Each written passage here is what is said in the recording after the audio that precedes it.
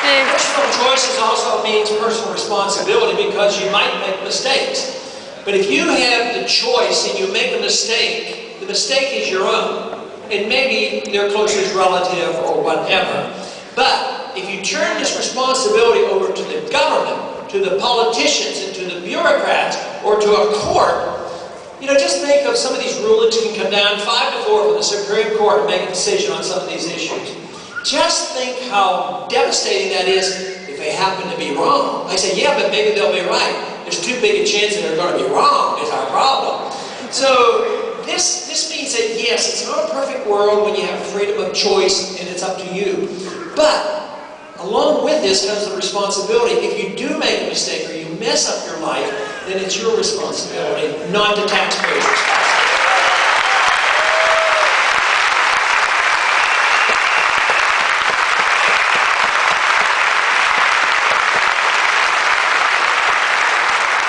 Economic liberty is the same way because some believe that you're not capable of assuming responsibility for yourselves economically, and therefore the government has to take care of all of us. There has to be a safety net. The safety net for that 1% that needed it finally expands to the point where now the candidates are demanding national health care for everybody.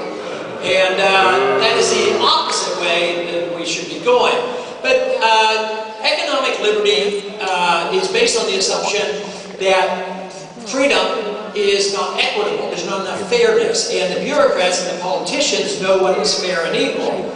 Well, it is true that in life there is no perfect equality. And if you seek equality, you can achieve it. But the achievement of equality, economically speaking, is usually poverty for everyone. That is what we have to reject.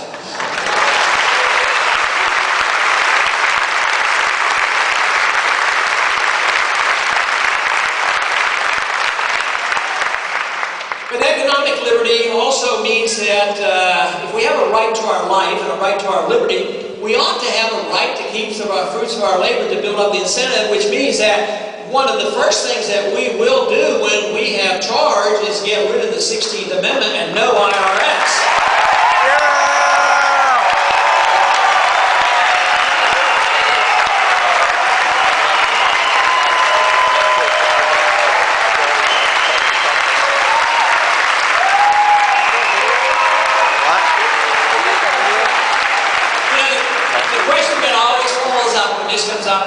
Some of my interviews will be, yes, but what are you going to replace it with? Let's replace it with nothing!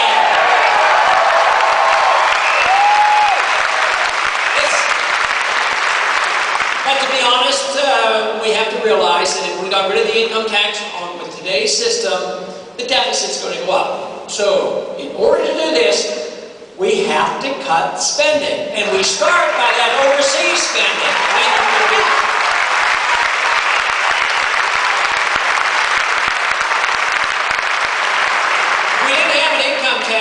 Today, the federal government would still collect the same amount of revenues it collected 10 years ago.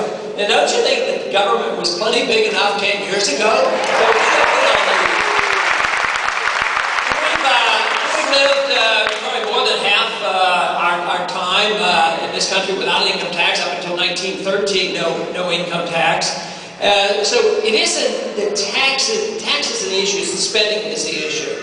And the question that we all have to ask, especially the next generation, the question that has to be asked and has to be answered. Because if we do nothing, the question will come anyway. But the question that the founders asked is, what should the role of government be? It's no more complex than that.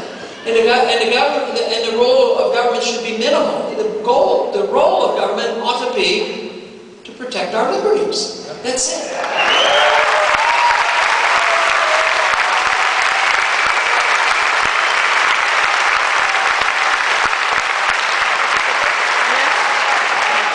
And if we had a society like that, we would have a free market.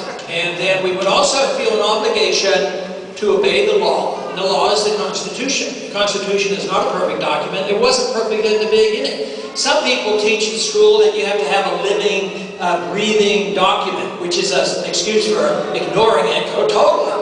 But it is a document that can be changed. And if was written that way, and I think the founders did a good job of that. We amend the Constitution when we want to change it. Just think, when they came in and decided, for various reasons, that we would not be in this country allowed to drink alcohol anymore.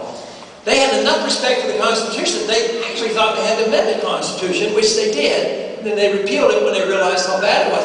But they don't amend the Constitution anymore. I mean, under the Constitution, we shouldn't even have a Department of Education. The federal government should do that.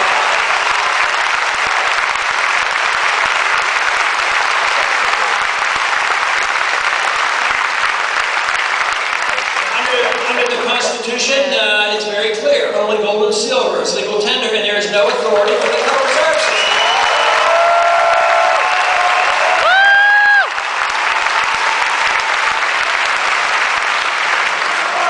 One of the biggest disadvantages of a monetary system where government creates money out of thin air is the fact that it enhances the growth of government. So it's really a threat to liberty. The true believers in the gold standard believe in limited government.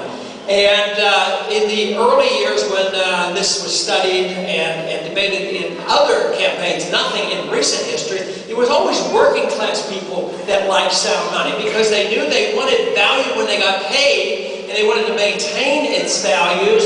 And it was the elite that liked inflation and still like inflation, because inflation, when the government creates money, whoever gets the money first has the biggest advantage. So who gets the money first? Well, the politicians benefit because they vote for whatever the people want, and they spend it, and then they get reelected. Then the money goes into the banking system. Banks love it, and then inflation bails out the banks when they get into trouble. The military-industrial complex loves it because they get the money. But what happens to the middle class? What happens to the average person after the money circulates and after it's discovered that there's a lot of dollars floating around out there? And that's what's happening today. Not only domestically have the people discovered there's a lot of dollars and pushing up prices, the world has discovered it, and they're sending the dollars back home, and now we're having this inflation, the price inflation. And a characteristic of inflation that Austrian economics teaches is that when you wipe out a currency, you wipe out the middle class. And this is what's upsetting a lot of people today, why 90% of the American people aren't happy in the direction that we're going in. But in the early stages at least, and as long as they can keep it together until we have a real catastrophe, the transfer of wealth goes from the middle class to the wealthy. This is why you see Wall Street being bailed out. Even when they have a company that goes bad, you say, oh, the poor guy, the CEO is going to get fired. He only got $30 million severance pay. that comes about through inflation. And every time you have to pay for a bill, whether it's a repair bill, or a medical bill, or a gasoline bill, you say to yourself, the cost is going up because it's a tax, because the government printed the money and devalued the currency. So it is a tax. Even the poor who don't pay income taxes pay the inflation tax. It's a regressive, it's an evil tax.